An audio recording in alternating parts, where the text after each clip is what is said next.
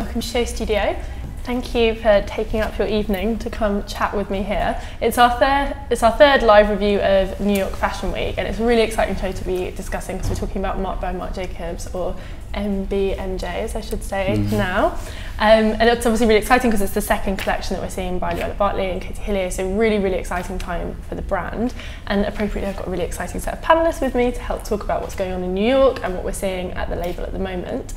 Before we kick things off, I'll let you guys introduce yourselves, starting with you, Matt. Okay, I'm Matt Williams and I'm the curator at the Institute of Contemporary Arts. I'm Mandi Lennard and I run a fashion consultancy called Mandi's Basement. I'm Hettie Judah. I'm a writer and editor specialising in fashion, art and design. I'm Stavros Karelis. I'm the founder and buying director of Machine A Store. I want to start by asking a really simple question, but maybe it's actually a difficult one, which is, what's so great about Katie and Luella? Why are they such a great pair? There was such a good response to the first collection there. Why do you think everyone responded so warmly to it? Mandi, I'm going to pick on you because you're making loads of eye contact with me. It's funny because when I think about Luella, I kind of think about her and Katie Grand in fluoro sweaters being really naughty on the front row of fashion shows back in the day, and getting drunk at the Bricklayers in the East End years and years ago. And when you see them now, obviously living east, we all bump into everybody all the time, but when you see them now, they've still got that spirit, they've still got that excitement about what they're doing, and they're very passionate about what they're doing, and it's still there. I mean, they've got a lot of grown-up responsibilities now, they're a lot older, but they've still got that youthful spirit, and I think that's the thing that, you know, the Americans are trying to bottle, and that's why Marc's hired them. It's interesting that you talk about that spirit, because actually that's the first topic that I wanted to talk about, so you've kind of introduced it nicely, which is this idea of cheekiness in fashion and wit in fashion, because I think that's something that's quite difficult to do as a designer, and I think it's something that everyone really does associate with, particularly with development, with the both of them, and sort of doing something that's very subversive and very cheeky, and it's very hard to do that, I think, without it feeling gimmicky.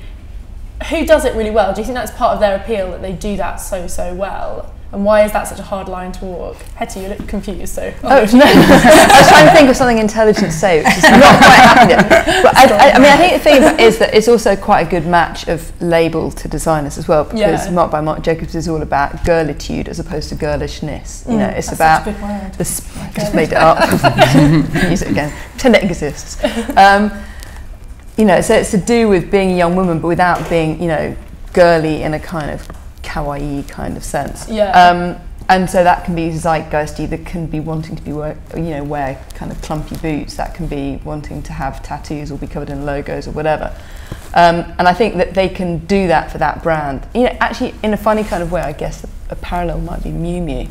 Yeah. Which kind of, you know, maybe a slightly different audience, but it's similarly is somewhere where you can be irreverent, you can wear kind of, you know, granny sweaters and mix it up with something that's a really kind of acidic colour.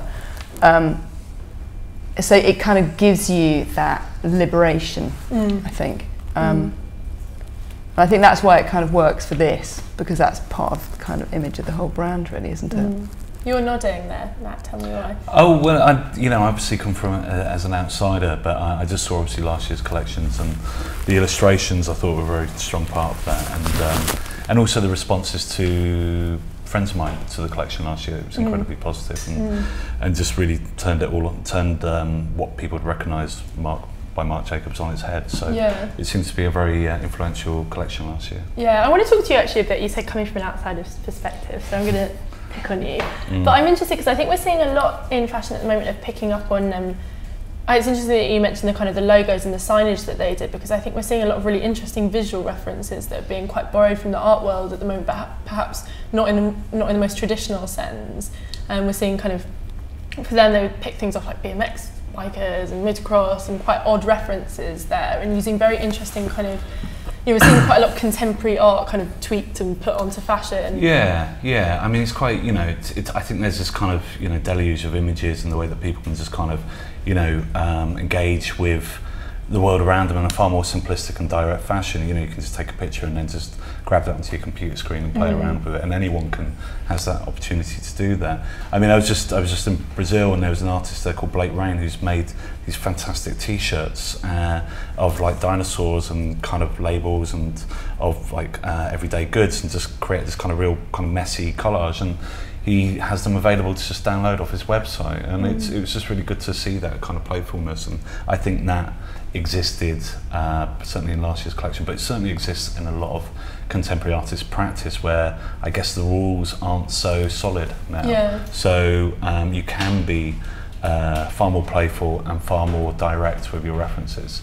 So yeah, that's something. And it's interesting as well, because I think we're seeing a lot of fashion designers come along who perhaps aren't actually designers, they're more graphic designers or even artists. You know, if you look at someone, here's a good example, like you see Skate Thing, who does like ice cream and things like that, and even the guys who do Palace, you know, there's a lot of the fashion designer, and that is now often a character who's just great with doing a graphic. Or even someone like Will Fry, who does all the logos and labels and photography. Exactly, it's a really, lot of really labels you've got at the shop as well. Yeah, this kind of move of what a fashion designer can be. But I think a unifying thread with some of those people you're mentioning is Fergus. So Paige, you mentioned Fergus before. Is he a friend of yours? Yeah, he is. Because Fergus is brilliant. He's been around, you know, for ages, and he's been known on the kind of underground, under the surface, and he's one of these persons who's so hooked into subcultures, but he knows when they should rear their head. And I think the exciting thing about Luella and Katie is that what you get with them is all these extra characters that come to the table, and actually he was the one who's completely inspired by motocross,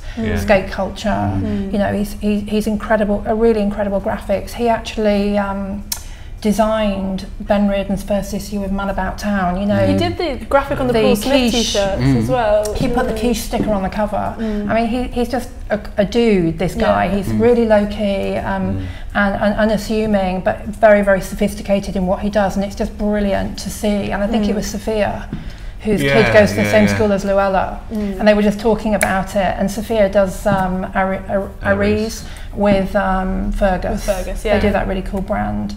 And when Luella heard that Fergus was designing for Palace, she wanted to talk to him about it properly. But there is this interesting kind of cross-pollination, isn't there, of creativity from people pulled from a graphics background. There's a real gang mentality to what they do, which I think is quite interesting. I'm going to go to you, Stavros, because I won't say anything. I don't like it when you're silent. So tell me what your take is on Marc by Marc. Do you think it's really exciting? Yeah, it is. Of course it is. I think it's got lots of attitude, and I think it's something that is really missing for the womenswear right now. I mean, I see like a lot of girls and women actually that they're searching for these kind of brands that they're buying into menswear to find kind of like this kind of attitude, and now they can find it into a brand that has been designed for women. So that's something very, very important, because so far I don't think anyone else is doing it right now, you know, as good as they did it last season. And I think that's super important. It doesn't have like a softness, it has like a very attitude, that brand. And this is like something that lots of girls are looking into when they're buying clothes. And normally, as I said, you know, they find it into menswear. They cannot find it in the women's wear. Katie did say that she sees it as the girl who's riding the motocross, not the girlfriend of the boy who's exactly. That's key with this. No, that is really interesting. Even just going back to that graphics thing, you know, if you're a girl and you're really into really cool graphics, and there aren't any women's wear labels that you can really get, you end up buying unisex or menswear. That's where you vintage. See, exactly. That's where you see like all the, especially right now, obviously, you know, this collection it had such good reviews, because obviously there is like this massive trend that is going on, which is like the streetwear, but then you can see like different references like motocross and different things, and you see all these like really, really cool brands in menswear, you know, like from very established ones to even like very, very young ones. I mean, someone like TDDK, you know, he's called Dead OK, and he's a Japanese brand. He's doing that, and he's like really, really amazing. Now he has started, and he's showing to New York Fashion Week. He showed like some days ago.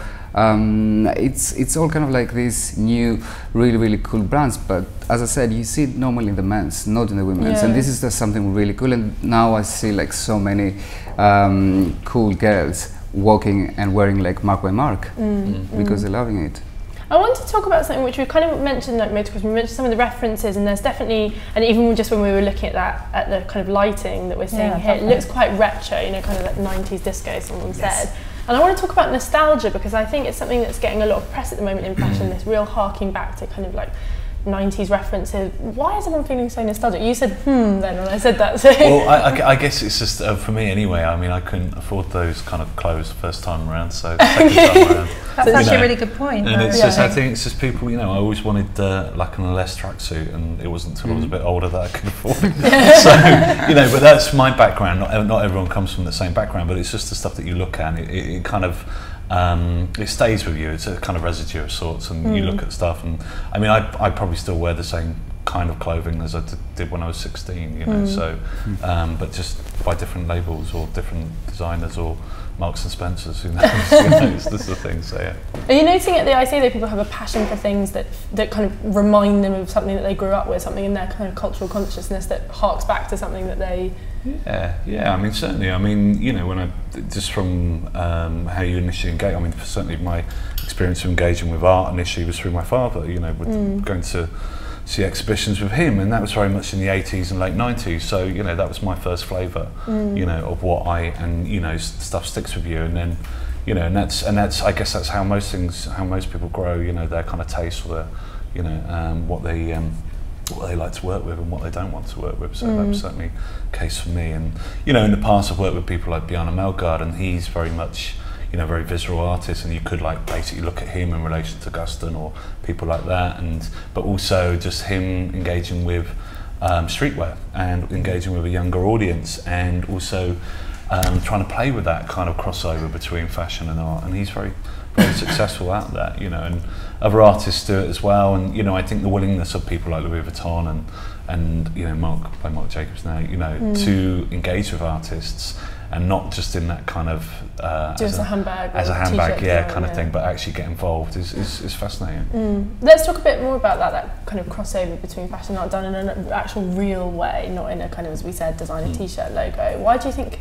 Because it kind of feels, sometimes it feels like the art crowd really want to be in with fashion because they're cool, but the fashion crowd really want to be taken seriously, so they really want to be taken in with art. There's this weird kind of like, everyone wants to be part of each other's gang.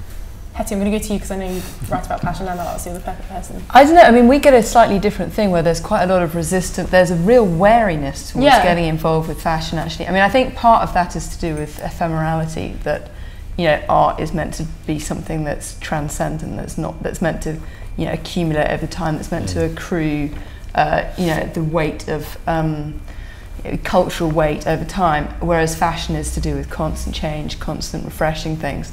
And so there's a certain level on which, you know, simply on a day-to-day level, if you're an artist working with a fashion designer, you work at such different speeds. And when you kind of have, you know, Sterling Ruby, or you have even Lawrence, Lawrence Malthoff that did the installation that we watched with Iris van Herpen. Yeah.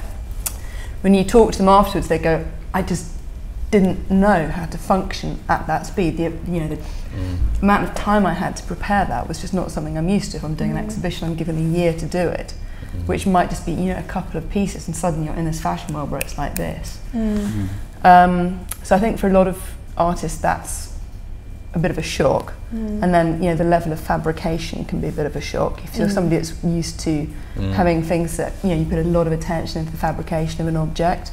You know, so you look at Jeff Koons, some of the works that are in his Whitney shirt at the moment took 10 years to develop, from conception to actually being able to get the quality of fabrication he wanted. And if you're doing a handbag, you don't have the luxury of that amount of time. So quite often, you know, as an artist, you're seeing something that's your name's attached to, and actually you're not necessarily sure that it's of the quality that you want to be associated with.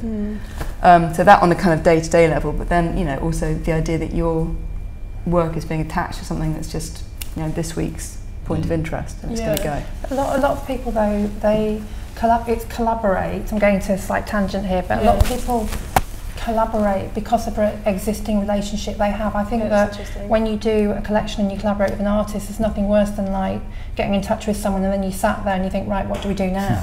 Whereas if you've got the relationship like Raf and Sterling Ruby, I mean, that's something where the seeds have been sown for a very long time. Yeah, no, that's an interesting ongoing relationship. And there's a similar one with Linda and Richard Nicol, actually, they've got an interesting kind of ongoing collaborative relationship where you can see that it's mutually nourishing on a certain level, but it's still, you know, they're two quite separate things. And I kind of respect Richard Nicol and people that do that, because it just shows that they genuinely are into, they're not just, because a lot of people think, oh, who should I collaborate with this season for the sake of it, whereas that's actually a maturing relationship, and the way that they work is reaching a different level. I'm sure that how they communicate is very different to the first time they worked on a collection.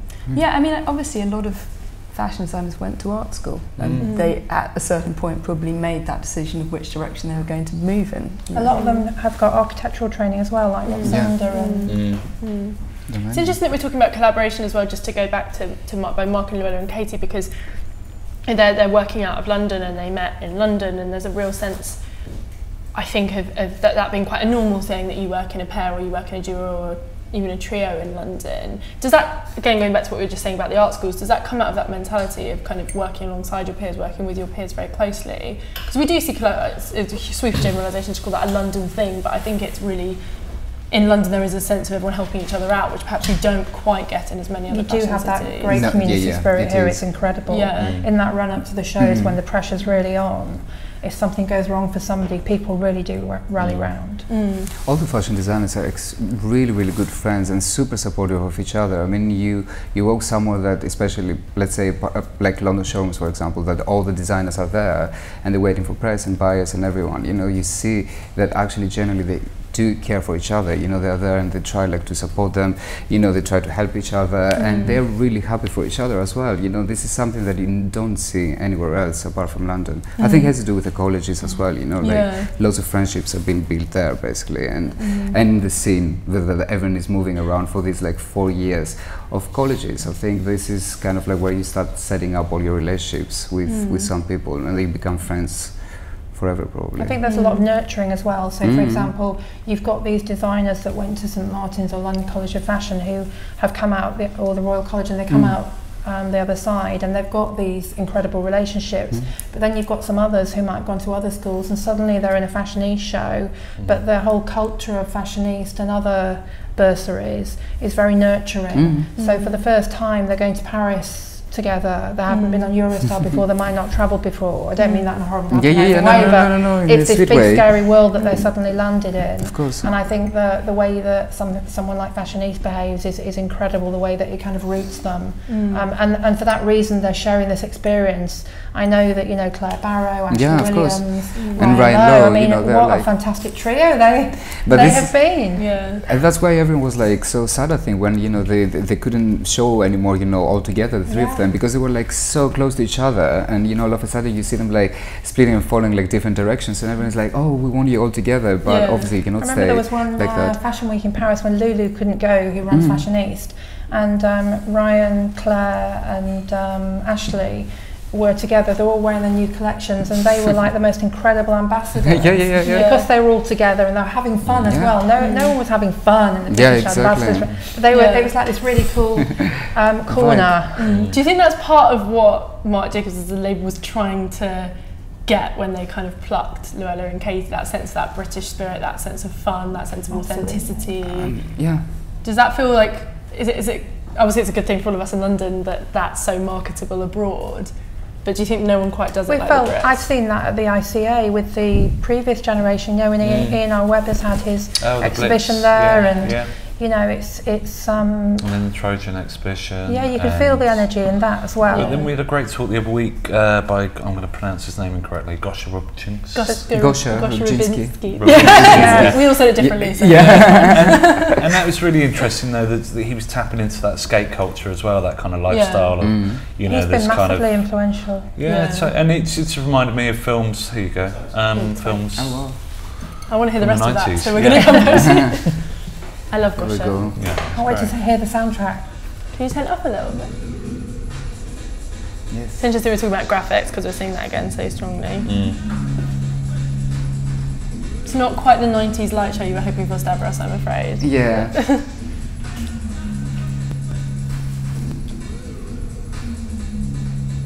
It's really cool, actually. That installation is incredible, isn't it? But I think that's what's so great about them is you kind of expect sort of the best from everything. You know, the music will be great, the styling will be great, because they work with such a great team of people. It's effortless for them. These first looks are very Luella, actually. Like original, the pastels, like, the polka dots, and like the shapes and stuff. Even just that bandeau shape, which you really associate with her, don't you? Marc by Marc is very early delivery, so it's almost like that palette cleanser, like pre-collection, and you can see how exciting this is. When you after winter season to see these pastel polka dot upbeat clothing. One thing that I didn't realise is how much of the Marc Jacobs business it is. I knew because of the kind of cheaper end of the Marc by Marc label, it's shocking, 70%. It really is a lot. Yeah. Because if you think when you go into Marc Jacobs shop, it is things like the little bits and Marc bobs. mainline is very expensive. It's very I've always found it a bit too expensive, and this was always a lot more accessible, but you could get the look. But I think with Katie and Luella, they're really moving it away from a diffusion and a brand in its own right. Catherine Hamlet there, that's nice. Yeah, it's got like an old Bristol sound to it, hasn't it? So I think it's Nathan Gregory Wilkins. He did the music last season, so. He's supposed to be DJing at the NTS party on the 17th of October at the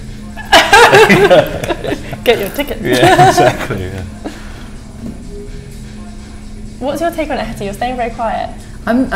I was just watching, actually. Sorry. I was loving all of these. I was loving all of these kind of sprayed-on yellow bits sticking out, from just like these little peeps of colour coming out from underneath the. I thought they were PVC. They were PVC. They were PVC. Oh no, they felt like they were sprayed. I just love the little peeps of that coming out. It looks even like latex rather than PVC. I wonder if it's at Suko Kudo. There was a great white Parker that went past with an unmistakable Fergus on the back of it.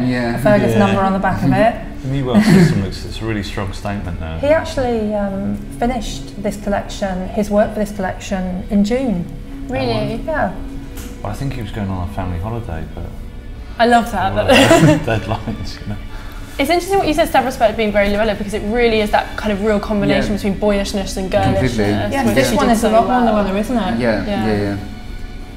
But I think a lot of people miss Luella.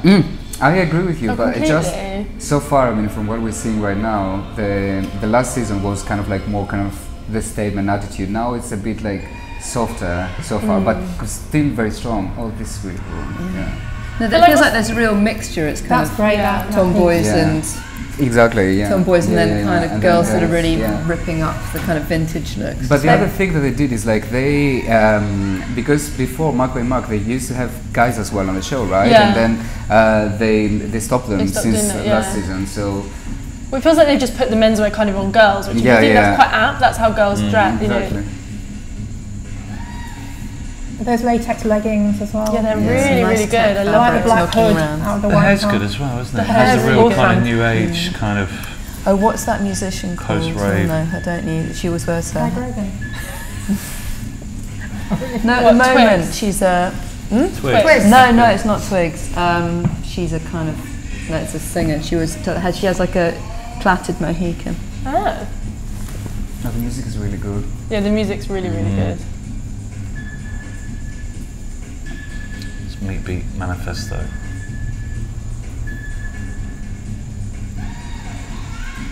It's interesting because when you look at it, and I think this is a sign of really good collections, you look at it and you realise what a gap there was in the market. Oh yeah. But it's almost like you didn't realise until you see it, and then you think, hang on, what were these girls wearing before this came along? You know, who was doing stuff that was kind of... What's nice about seeing this now is that when we looked at the first collection they did, it was very, not overshadowed, but you picked up on all the kind of motocross vibe. Whereas actually there were some beautiful pieces in that collection as well, whereas actually it's quite nice to focus on these proper clothes. This feels like it's slightly more about pieces, this one as well, like less about doing a vision for the brand, which I guess is natural with a second collection, because with your debut you kind of just want to present your vision, and this one perhaps it gets a bit more... let's talk about... We said everyone misses Luella, and I'd like to talk a little bit about what her influence has been, because I do feel like she's had a massive influence on the current generation and some of the names that we were throwing around before. Talk to me a bit about that. Do you feel that in kind of some of the designers you sort of, I think people like Ashley, you know, they you mean younger, you know, designers? Yeah. I mean, like not even like Louise Gray, for example, you know, like, or Ashley Williams, as you said, you know, Ryan. You can see like lots of young designers, you know, have like this kind of like influence, but also I don't know how much they had Luella in their mind, or is it something that is very British? You know, this is something very, very British. What Luella was as a brand, and what of course she is as a designer, is something very, very British. It's something very unique. DNA of yeah, exactly. So I don't know, like how much the younger designers reference to Luella without realizing it. You know, without realizing it. So even just that she made it an acceptable kind of thing to celebrate this idea of completely. Is she holding a bowling ball? Perhaps not. It's been very poddy bags, isn't it? Do you like it, Mandi? Yeah, I love it. Really great.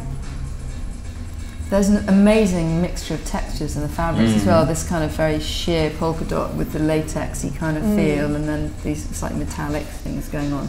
And there's quite a lot of performance fabric as well, and strapping and webbing. I think they've achieved what they set out to do, which is to make a collection that is wearable to a 22-year-old, but we can all buy into. And this certainly ticks that box. Yeah.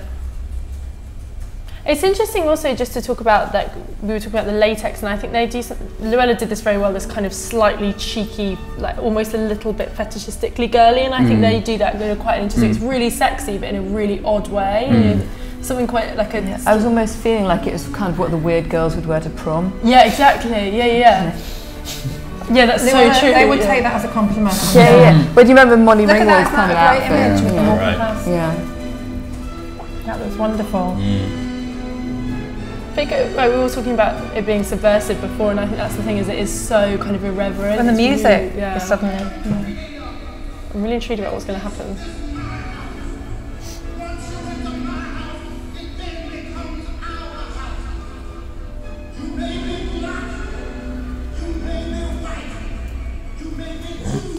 Still got a definite manga feel to it, hasn't it? Do you remember Tolko Makino, one of the first presentations that they did with a triangle, and they always setting up like that, and they were presenting themselves? It was like quite similar to that.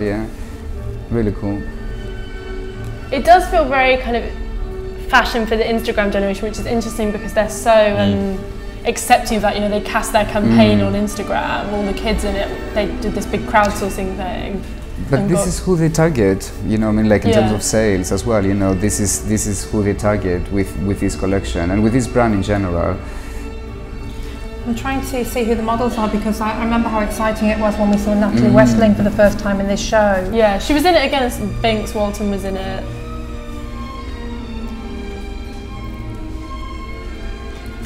I guess this is the debutante's ball, this music as well, isn't it? It's Neely's world. Which, if you're marketing to 18-year-old girls, is quite an interesting point of reference. Do you think that this collection would have like the same appeal to press as the previous one? Not in terms of like, because it was a debut collection. Oh, there they are, So cute. That's a good question. Keep asking that, because I want to know what Mandi thinks. Oh, no, it's for everyone. I will, and do you know what? What I love about it is, you know, Jeremy Scott did that really overt McDonald's, what have you show. And it was great. It was very Jeremy. It's a great match for Moschino. But friends on social media, you could see them writing things like, I don't know what it is about Jeremy Scott's new collection, but after 3 days I'm sick of the sight of every piece of it. And I think, you know, this, you know, it hasn't got those gimmicks in it. And I think there were just enough touches of what we wanted, which was Fergus. But that's so true. To satisfy us, but still have a grown-up wearable wardrobe. Yeah, it's really hard to do something with immediate visual impact without it being something you get tired of like that, doesn't it? And I think that's the thing, is there's always a little complexity. That's what's so interesting with the fabrications. There's a kind of look again quality to it, which perhaps there isn't. I thought it looked really confident. Very easy. But there were some very tricky pieces in there. I mean, the ones where you had the different rows of fabric kind of pleating up into the bodice and then kind of switching round. And there was some quite virtuoso cutting going on as well as the pieces that look really effortless. That kind of like bra with like t-shirt. Yeah, can we see the close-up skirt? This is really amazing. Sorry. Is it meant to be a deck of cards coming out of the top? I couldn't quite see. Yeah. Is it like a hand of cards? So you're like at the casino tucking your cards down your bra? Is that what it is? I mean, I can't really see it so well, but No, I think it's a print, is it? Yeah, maybe. I mean, it's I think it's the some of them effect it's of tying some a of them bra it's over your t-shirt. Yeah, I think it's kind of like the effects of it all The ruffled. bags are great. The bags are really nice. Yeah, actually. the bags are Oh yeah, I amazing. must email Luella tomorrow. And the shoes as well. Yeah, the shoes as well are Bag. really amazing. Oh yes, that bag is very nice and close up. Did you say you liked the bag, Mandy? Bags? Which one do you prefer, Mandy? I don't know. They're both, mate. They're great, aren't they? I mean, they really are. Really But I really like number 4, that one, because And it of looks course, like what you Katie, hold we when you go forget, running. but we forget Katie's forte, don't we? Yeah. The bags. You know, she So designs true. for Yeah, so of many course. designers, and she's a master. And look at those. So I guess that They're explains pretty why it's wow. 70% of the business as well, because you make so much money. Yeah. The shoes also are really amazing. Actually, they're going to be super popular. Yeah, These, really these ones. popular. Yeah. I love the fact they're sticking with the quite blocky boots as well and flats. Yeah. It's a really nice statement for you know, particularly since we've been through now 15 years of young women basically being told they should, you know, look completely plastic and have a Totally. fake tan Yeah. and high heels, and it's a really, you know, it's a really nice positive thing to put out. Great collection. Which is, I think, is one thing that was really, I like so much about the fact they did their campaign on Instagram, because obviously that was a kind of a really smart branding exercise and got their message out to loads and loads of people. But I also think what it did show that there were real girls who do dress like this and engage in this. It's not just a kind of, because there is the danger when it's such a gang of people that it feels like a very fashion-y aesthetic and it feels like it's just what people in fashion want. But I think by the fact they managed to found, like, it was 70,000 people or something that entered that competition to be in the Marc by Marc campaign on Instagram. And it really shows that there are that, obviously loads of them probably just wanted to be a model, but there are enough people that really engage that aesthetic. And if you looked at how many it was that they chose, they really dress like these girls and they look like that. I think what's really interesting, actually, you've touched on a really key point here, is that a lot of this looks like you could kind of almost make it at home. Yeah. You could play around with your bikini top and a t-shirt and kind of, you know, obviously it's not going to be the same thing, but you can kind of, you can do your, I'm it's a not sure you can make it 13-year-old. at home, but I find it quite respectful to the customer because that customer is creating that organically themselves, but it doesn't look like they're trying to be cool. They're actually identifying with their audience because that's who they are. There's a certain kind of messing around in your bedroom, experimenting in front of the mirror kind of feel to it, which is really lovely. I've said this on other panels, but I spoke to Medium Kirchhoff about that very thing, and I said, you know, your aesthetic, it's one that it's definitely, it's asking people to engage with it, with a look, not necessarily buy a piece, and they were quite happy with that. They liked that idea. And I think that's what people, a lot of designers are doing. That's as much a sign that people engage with the brand as them buying a piece. It is them trying to kind of emulate a look, and I think, you know, you'd be silly to discourage that, because those are the people who will grow up, and as you were saying, when they can afford it, will then come back and buy it and engage with it. I think these bags are incredible. I mean, really. No, but it's what the kind of the market needed, you know, this shake-up of bags. This is great and really fresh. I really like the latex tights. I think they're quite... Yeah, the latex tights are They're great in like beige, aren't they? It's like a really good version of those horrible American Apparel disco pants that every like young girl... Do you know the ones I mean? Those awful ones. And now they can like wear something a bit cooler. See, we didn't really see the bottoms of the silhouettes much, but there was a fantastic pair of, I guess we had to call them pants as opposed to trousers, because they're kind of more like a pair of +2s. Yes, and they're kind of down bottom. here. I thought it was with the velvet. These ones, those are great, and that's a real performance fabric kind of finish there as well. You wonder whether that's a styling or whether they, you know, how they will be at retail later. Well, it looks like Is that a flesh latex as well? Yeah. I think it is, yeah. The leggings. Quite That's sick, very isn't clever, it? yeah. But also, if you notice these looks, for example, we're just seeing right now, it's all, if you think it's like men's shapes, you know, like if you think about like the shirt, the shape of the shirt, the trousers also, you know, like, so there are like the silhouettes being not borrowed, but you know, they've been referenced to men's, but they have made it to completely women's, basically, Well, it feels like they often reference like boyishness as much as they do That's what girlishness. you were saying before, weren't you, about how before this girls were buying the men's labels. Now you've got loads of women that buy the men's brands in completely, Machine like all the girls. Yeah, that is interesting. But I think there's the sense of, it goes back to what we were all talking about with nostalgia and familiarity, and there's a sense of, I think they kind of like play with childhood in quite an interesting way, and teenness in an interesting way, you know. there's a lot of familiarity. You see pieces in there that you remember, like even just there's not shade. too much over analysis of what you're wearing. It's just let's do it and go with it. Feel comfortable and familiar. Yeah. Can we see the full catwalk looks as well, Ian? Thank you. So we've all loved it. Do we think it's going to be as popular as that first collection? Because it does feel like a very natural follow-on, but it is also really, really different.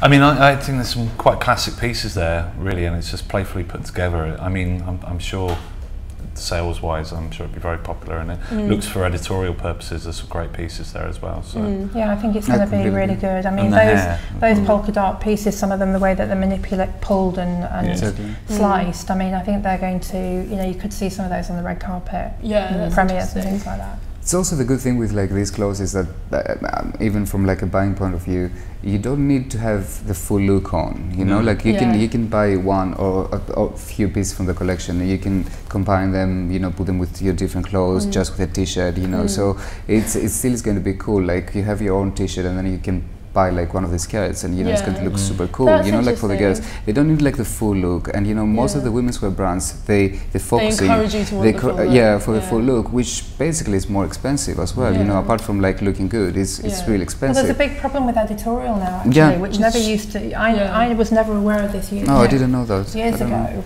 where the PRs are lending out outfit, but they're saying you can't shoot it unless I know that. I mean, that is insane. But the whole thing about styling is if you trust the style, I don't know, when I had a showroom, if it was the right stylist that can do what they want, because that's the excitement. If you try and control them, you're taking away what they could have done with it. And there's no good stories anymore. You know, before stories had a real great theme, people were doing, I don't know, like I mean, I can understand Gucci being cautious about having a beautiful page in Vogue and it's with a Topshop shirt. I get that.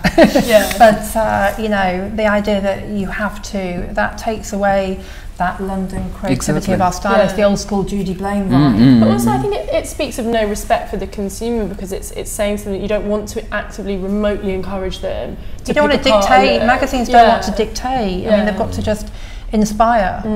But that's what is interesting about what Stavros said about this idea that you can wear it and it looks really great with just pieces, because I do feel like a lot of designers, they try and make stuff where you kind of feel like you have to have the full look, otherwise you're not. It doesn't work. It doesn't work at all.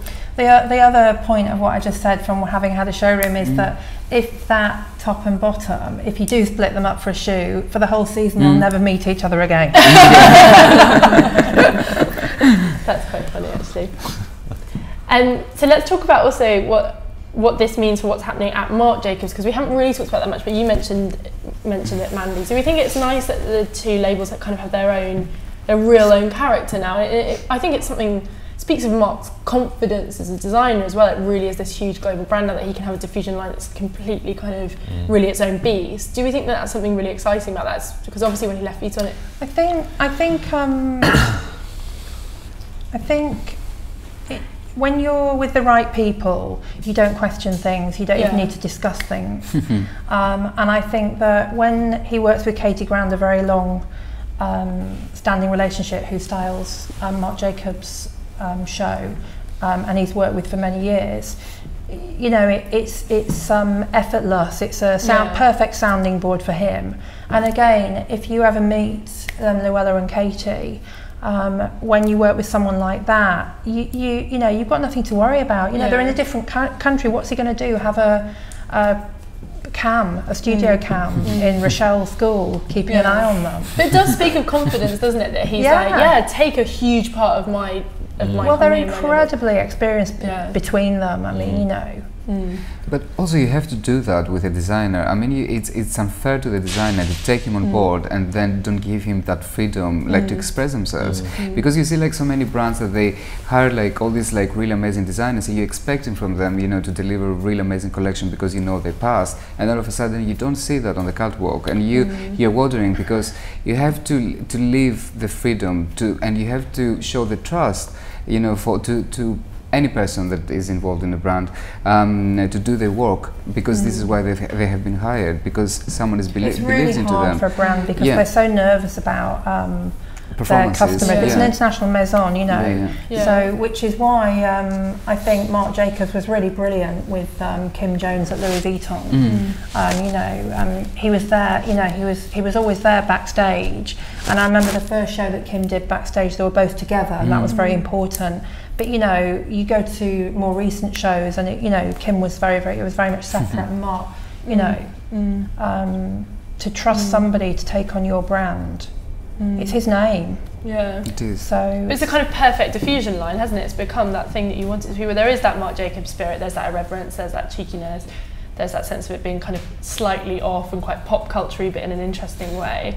But it's completely its own beast, and that's what you want from a diffusion line, isn't it? You don't want it to just be kind of like boring versions of the original at a cheaper price.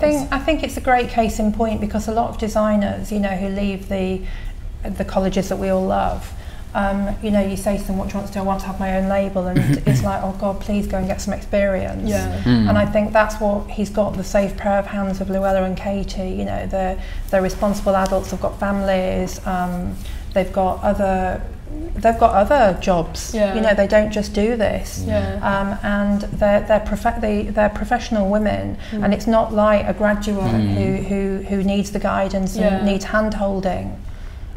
I mean, they do have meetings on Skype every week with the team. And Luella has said it's the thing that she hates about that is you can't feel the fabric. You can't. That's something that she finds a problem. But it's very connected, the way that the two cities work together still. But also think that sometimes with like a brand like that and someone like Marc Jacobs, that probably, you know, he's doing that for years and years and years. Sometimes it takes for another designer to come along and find all these amazing moments throughout his career and throughout his years, and to revive them and take them out and get them to the next level, because he's doing that for many years. So when you're in something so much, you know, sometimes you don't see some things, and you know, someone else has a fresh take, a new take, because you know, he really does know about the brand. The perfect match, actually, that team, and they do know about the brand, because they have like this kind. He used the design for the women like Luella, you know, like so. This is basically the type of girl that he used the design for. So she knows what the brand is about. So that's why what they do there. Match made in heaven. It's a great fit. It is a really great fit, and it really works. And I remember that first show, I didn't go to it, but that night on Twitter, Twitter was just red hot with all the people that you look up to in the industry commenting.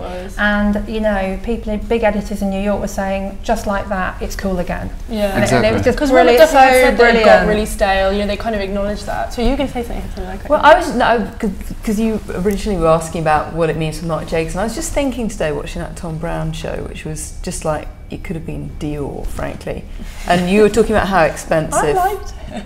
I liked it. Yeah, I meant that in a good way. Okay, good. I was talking about like it could have been Dior. For Tom Brown. Well, no, but just like the quality of the craftsmanship that went into that. And you were talking about how expensive this Marc Jacobs, the main line is. And I'm wondering whether there's almost this couture sensibility growing up in New York, in a city that was always associated with pragmatism, with practical clothing, with wearability, and whether this kind of, you know, top end of really incredibly skillful luxury is this new kind of top end is emerging that's really about beautifully done things, and that experience of working in Paris has kind of nurtured that in him, and he's taking that back into a kind of New York business.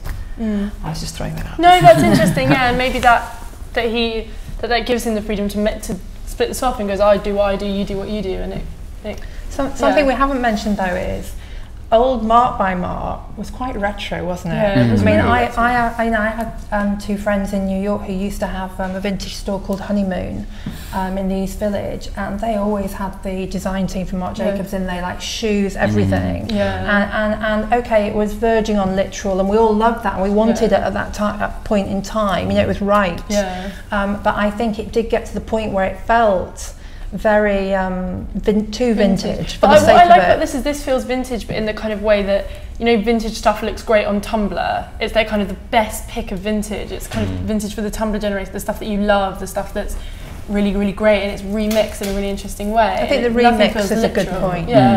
Which is because like you say, it's if you take a vintage dress and put some like flesh latex Yeah. You're kind of making everything a bit more relevant. Yeah, but that's how the Yeah. Instagram generation work with Yeah. vintage reference, isn't it? They put them next to a different reference somewhere else, and it's that big wonderful mix is what they really enjoy. But also within the garments, because you're taking quite 80s shapes a lot of the time and mixing it with millennial fabrics. You know, this kind of like 1999 kind of sheeny, plasticky fabric in there as well. And then really quite recent shapes as well, but then also with, you know, the reference maybe com or something like that as well. And then the kind of incredible twisting. modernist bags. Yeah. The incredible modernist bags, bag. the poddy modernist bags. I'm just going to say though, the attitude kind of reminds me of the Bernadette Corporation in the early 90s. They used to do, and you just see some of their hairstyles and the way that it's kind of pushed together, and it's a kind of like almost an FU kind of attitude towards on the catwalk there, and it has, you know, they were trying to kind of make comments about branding and big business and multinationals, but you get this kind of underground vibe to it, especially these pieces here as well. With the slogans and the kind of bomber jackets, well, the shapes that are coming a bit off the shoulder, but still too short. Exactly, and the party vibe, because Bernadette Corporation started off doing parties, and it has that kind of that edge to it, and it has that New York. It has that New York vibe to it. I wouldn't be surprised if that might be one of the reference points, because they are. I think that's another thing that Luella and Katie are incredible at. Can you imagine their research? I mean, you know. I just want to be that girl. She's cooler than I am. She has better hair. Thanks, guys. That was a great discussion. Should we give them a really well-deserved round of applause to Yes, of course. wrap things up?